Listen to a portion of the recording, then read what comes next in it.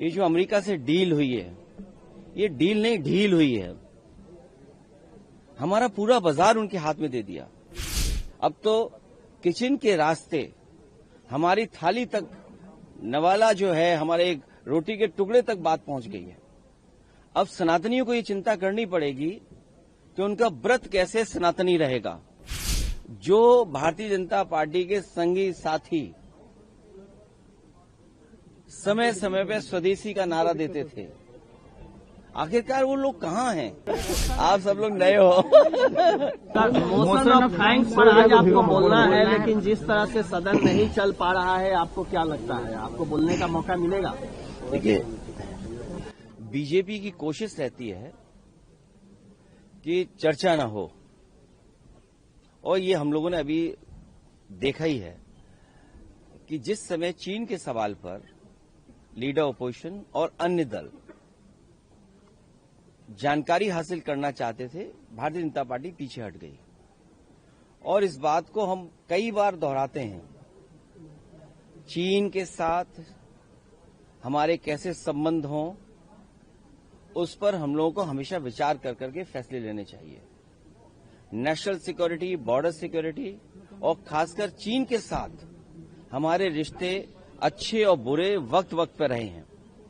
बहुत सारी जमीन हमने खोई है, पहले भी जमीन खोई है, बाद में फिर जमीन खो दी हम लोगों ने। फौज के लोग क्या कहते हैं, कम से कम वो पक्ष आए और देश की जनता जाने। न केवल हम जमीन खोते हैं चीन से, हमें अपना बाजार भी हमारा छिनता जा रहा है। कुछ पुरानी सरकार में छिना बाजार, फिर अब बाजार छिन गया। तो आखिरकार हम किस दिशा में जा रहे हैं? और उसके बाद ये जो अमेरिका से डील हुई है, ये डील नहीं ढील हुई है। हमारा पूरा बाजार उनके हाथ में दे दिया। सरहद की बात करें, अब तो किचन के रास्ते हमारी थाली तक, नवाला जो है हमारे एक रोटी के टुकड़े तक बात पहुंच गई है। अब सनातनियों को ये चिंता करनी पड़ेगी कि उनका व्रत कैसे सनातनी रहेगा। मान लीजिए डेयरी प्रोडक्ट्स वहां से आ गए, तो हमारे सनातनी लोग व्रत कैसे रखेंगे? हम सब भारतवासी व्रत कैसे रखेंगे? बड़ा चिंता का विषय है। और फिर सीधा सीधा हमला है। जो भारतीय जनता पार्टी के संगी साथी समय समय पे स्वदेशी का नारा देते थे, आखिरकार वो लोग कहाँ हैं? वही जो बिल्डिंगें बड़ी बड़ी बनी हैं, कहीं उसके अंदर अंग्रेजी चश्मा लगाकर तो नहीं बैठे हुए हैं। और ये बात तो साबित हो गई है, जिस तरह की डील हुई है, न जाने क्या क्या उसमें फैसले होंगे। देश तो जानना चाहता है। पीयूष गोयल जी ने कल कहा कि जो हमने कहा था कि एग्रीकल्चर को नहीं हमने रखा है टाक पर, वो हमने अपना वादा निभाया है, और सदन में वो देना चाहते थे पर नहीं दे पाए क्योंकि प्रोटेस्ट इतना हो गया। वजह से और जिस तरह से हंगामा हुआ उसकी वजह से बोल नहीं पाए। कहीं ऐसा तो नहीं कि चीन के सवाल पर न्यूक्लियर ये अमेरिका की बात को आगे बढ़ा दिया हो, व्यापारिक अपने जो संबंध गहरे किए हैं, कहीं वो बात तो बाहर नहीं आ गई सामने। अगले जी एसआईआर पे बात करें तो ममता बनर्जी सुप्रीम कोर्ट जाएंगी एसआईआर के इशू पर, क्या कहना है आपका? जो ममता बनर्जी जी पहुंची हैं, उन्होंने जो काला कोट पहना है भारतीय जनता पार्टी की काली करतूत के खिलाफ, और जनता को इसी तरह सामने आना पड़ेगा। ये व्यक्तिगत अधिकार की बात है। मत का छीनना आपका हक का छीनना। मत छिनेगा तो हक छिनेगा, और हक किस बात का? हर चीज का छिनता चला जाएगा। कल को विरासत के कागज आप बनाने के लिए सरकार आप पे दबाव बनाई, आप नहीं बना पाएंगे। नागरिकता का सवाल आएगा, बहुत सारे सवाल आएंगे। और जो उत्तर प्रदेश में हम लोगों ने एसआईआर को देखा है, ये कहीं न कहीं संगठित अपराध कर रहे हैं लोग। अधिकारी मिले हुए हैं, कुछ अधिकारी नहीं करना चाहते हैं, लेकिन फिर उसके बावजूद भी अधिकारियों पे दबाव बनाया जा रहा है। और कई जगह हम लोगों ने जो इलेक्शन कमीशन के अधिकारी और सरकार के अधिकारी, उनको पकड़ा है और उदाहरण पेश किया है, किसी पे कार्रवाई नहीं हुई। आपके सुल्तानपुर में एक बीएलओ को पकड़ा, उसने बाकायदा प्रिंट किया हुआ फॉर्म ला करके फॉर्म 7 भरवा लिया और वोट कट गए। जिससे वो शिकायत करता है वो दस्तखत करना नहीं जानता है।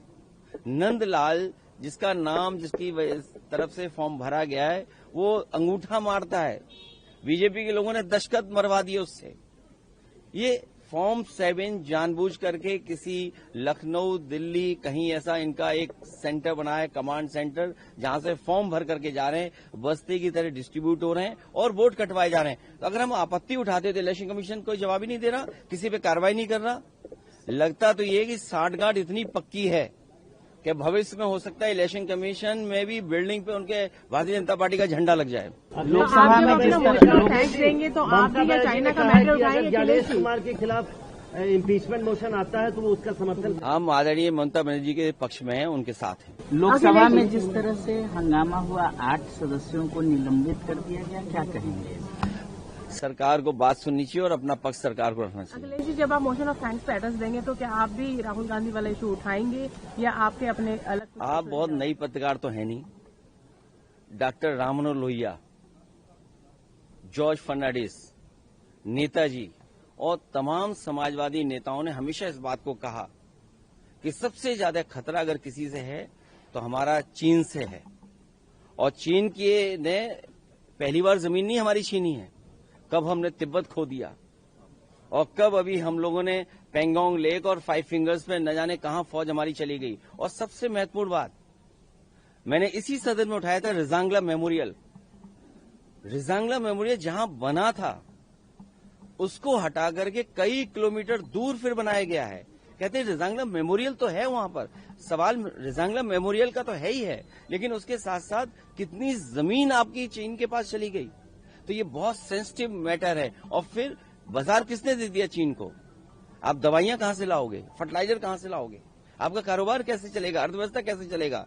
उस मोड़ पे खड़ा कर दिया है कि हम अमेरिका के साथ जाएं, हम रूस के साथ जाएं, हम चीन के साथ जाएं। भारत किसके साथ जाए? भारत का व्यापार किससे मजबूत हो? हम मजबूत अपना कैसे करें? इसलिए हमें उम्मीद है कि जब हम लोग अपनी पक्ष रखेंगे तो इन सब बातों को रखेंगे। और महत्वपूर्ण सवाल यह है कि किसान के साथ जो धोखा हो रहा है, ये सबसे बड़ी बात है कि आजादी के बाद इतना बड़ा धोखा किसी सरकार ने नहीं दिया होगा जो भारतीय जनता पार्टी देने जा रही है। और वो लोग जो स्वदेशी का नारा देते थे, आज वो कहां है? उनके संगी साथी जो स्वदेशी का नारा देते थे।